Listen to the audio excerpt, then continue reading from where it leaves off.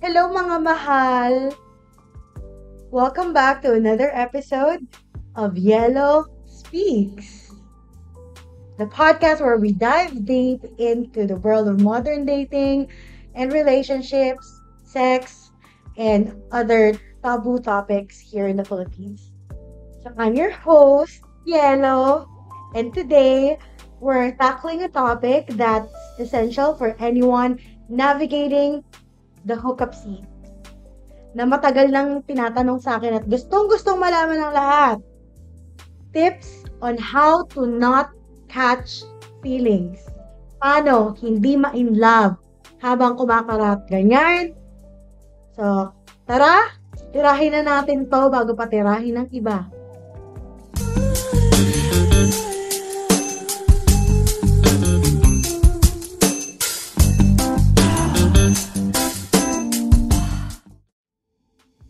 So, hookups can be fun, exciting, and liberating, but sometimes things can get a little complicated when emotion starts creeping in. So,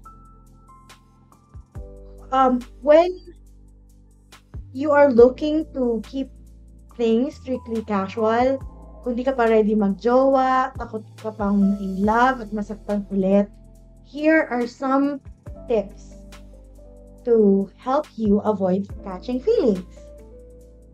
First off, setting clear boundaries not only for your partners but for yourself. Before you even get started, it's crucial to set clear boundaries with your hookup partner. Have an open and honest conversation about what you both want from the arrangement. Walang mixed signals, walang unclear expectations. Make sure that you're on the same page about keeping things casual. Ang hirap nung yung isa papasok sa hookup dahil lang crush niya or feeling niya may possibility na pwede sila magkatuluyan. While good communication is the key, it's always a good key na gamitin. Pero you have to try to keep it light and focused on the logistics of your hookup. So, avoid muna yung mga deep talks, personal conversations that can create emotional intimacy or attachment. So, yung mga tipong kailangan yung mag-comfortan, X tayo dyan. You have to stick to the casual topics and keep the mood fun and easygoing lang. Bukod doon, you have to limit your contact outside of the hookup. You have to try to keep your interactions limited when you're planning to meet up. So, tuwing magkikita lang kayo or tuwing Gika lang, ganon. You should avoid constant texting, calling, or spending time together outside of your planned encounters. Although, pwede naman yun, pero make sure that your heart and mind is strong enough to handle it. Or make sure na hindi ikaw yung tipo na madaling ma-in love or ma-attach. That would help you maintain the casual nature of your relationships with your hookup partner, your fuck buddy, or your friends with benefits kind of person. One more thing is to avoid sleepovers. If lalo na kung bago ka lang sa scene, if possible, try not to spend the night. Sleeping over can create a sense of intimacy and comfort that goes beyond the casual hookup. So, siguro kung mag-check-in kayo, 12-hour stops. Pero, again, pwede kayo mag-spend ng 24 hours or days even. Basta malinaw kung ano lang yung kayo at hindi kayo madaling magka-feelings, hindi madaling mag-fall. Bago ka pala nag-explore, I suggest na you leave once the fun is over to maintain the boundaries that you set. Live respectfully, ha? Hindi ka tatakas. Hindi ka biglang mawawala. Hindi ka tatakbo. Itong ano dyan. Ano pa? Don't mix hookups with social circles. Ayan. Madaling, mistakes ng marami. Try to keep your hookup life separate from your social circles. Especially if your social circles do not know ano talaga yung ginagawa mo or yung lifestyle mo na yun. Parang introducing your hookup partner to your friends or hanging out in a group setting can blur the lines and make it harder to keep things casual. So, save your friends from the confusion kung ano talaga yung relasyon nyo. Unless ipakilala mo na, si Keme, fubo ko. Or alam nila na, kapag kasama ni Yelo yan, ano lang yan. Yung mga ganong eksena. Kumbaga, meron na kayong understanding na, ito lang talaga, ito lang talaga. Yung ganun ba? Huwag mo silang bibiglain. Nakakaloka. Para walang ayi-ayi. Kasi minsan nakaka-love yung ayi, ganon. Iwasan mo yon. Lagi mo din tatandaan why you are hooking up in the first place, which is physical pleasure and for intimacy with no strings attached. You have to keep your encounters focused on the physical aspect and avoid activities that are more commonly associated with romantic relationships like cuddling or having intimate dinners or watching a movie. Unless may balak kayong mag-public keme or meron kayong mga balak explore outside. Again, you set your own rules as long as you are clear ano mang meron kayo at kung hindi ka naman madaling ma-in love, edi go lang. Pero if bago ka lang, avoid mo yan. What else? Stay busy. Keep yourself occupied with hobbies, work, and social activities.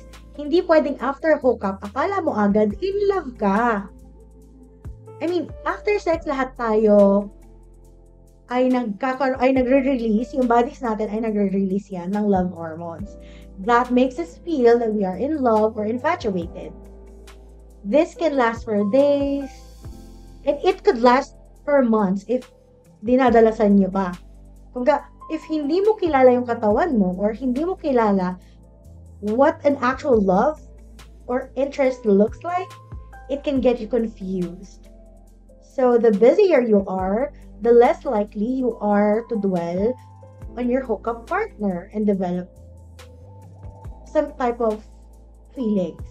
If bago ka pa lang sa scene, make sure to maintain meet-up gaps. Kung tinatawag ko na parang temp check sa sarili mo.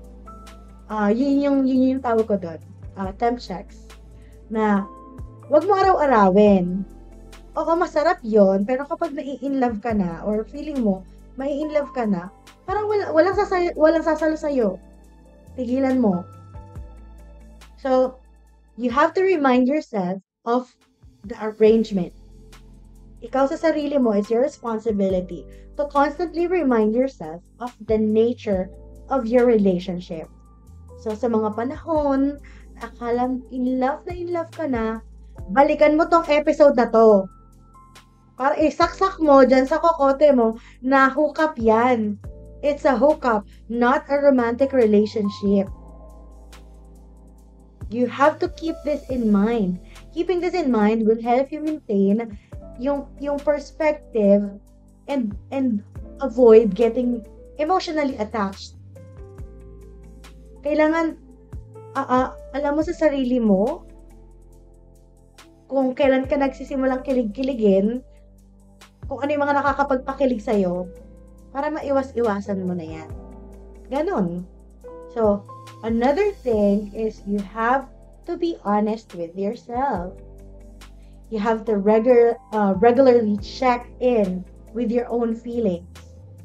If you notice that you're starting to develop feelings, makilig-kilig mo na yan, it might be time to reassess the arrangement. Maybe distance yourself, reevaluate what you want and what you truly feel. It's important to be honest with yourself about your emotions and take action if necessary. yun nga, kung kailangan mong iwasan mo, or huwag mo munang tawagan, huwag mo tignan yung picture, huwag mo stalk yung social media, huwag mo titigan yung chat nyo sa Telegram, Instagram, or wherever kayo nag-uusap. Okay? Ito, madalas din tong problema, hindi lang sa hookup scene, but also in relationships. Do not idealize your hookup partner. What does that mean? It's easy to start seeing your hookup partner through a rose-colored glass, especially if the physical chemistry is strong, if masarap ang isa't isa. Hormones lang yan. Try to see them for who they really are and avoid building them up into something they're not. Huwag mo silang ilagay sa pedestal. Ganyan din naman sa relasyon di ba? You have to see them for who they fucking are and not the fairy tale character na nasa isip mo. Ano bang? Hindi to love story. Okay? Tigilan mo yan. Hindi sila Prince Charming. Ginagawa nila yung ginagawa nila for the hookup. Ganon. Ganon ang mindset. Parang alam mong gamitan lang ito. So, kailangan mo din i-consider yung having time limits. Like, consider setting a time limit for how long that you'll keep the hookup arrangement with that person. Like, you have to continue evaluating the arrangement or yung nararamdaman mo if meron man. So, sa akin, siguro, malaking tulong yun na nakatatak na sa isip ko na this is all temporary.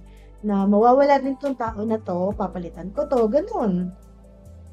Like, knowing that there's an end date can help you maintain emotional distance and avoid catching feelings.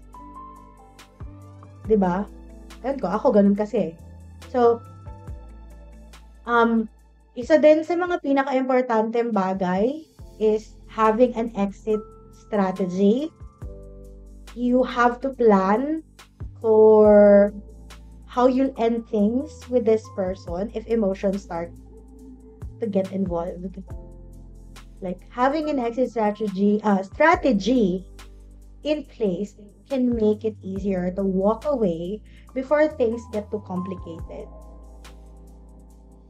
Yung ready ka na agad, kumbaga, na like me, for example, umpisa pa lang, sinasabi ko na dun sa tao na I could get clingy and in love-like, but that doesn't mean that I am truly in love or na gusto ko magjowa. Kasi I have decided na to stay single. So, if feelings get involved, sa akin man or sa kanila, we have to let each other know and talk about it before it could get out of hand or cause misunderstanding between. Siyempre, kahit pa paano, you had a relationship with that person. Hindi mo naman siya pwedeng basta-basta na lang i-ghost. Huwag mo i-ghost. Ayan, ako, nagigigil ako. Yung mga ghoster na yan. Huwag basta mang-ghost. Ang dami nagreklamo sa akin na nang-ghost. Although, minsan, ghosting is, kailangan mo na lang sila intindihin na yun na yung solusyon nila. But, yeah, there you have it. Some solid tips to help you navigate with the hookup scene without catching feelings. So remember, just to maintain clear boundaries, stay honest with yourself, and keep things focused on the physical aspect. Yun lang.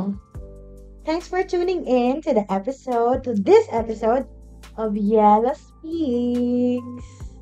If you have any questions or stories to share, feel free to reach out sa Facebook page ko, Yellow Speaks Podcast, or comment or message me. Basta Yellow Speaks Podcast, hanapin mo kahit saan nandun ako. Okay? So, landi well, landi safe, and karat responsibly. Yun lang.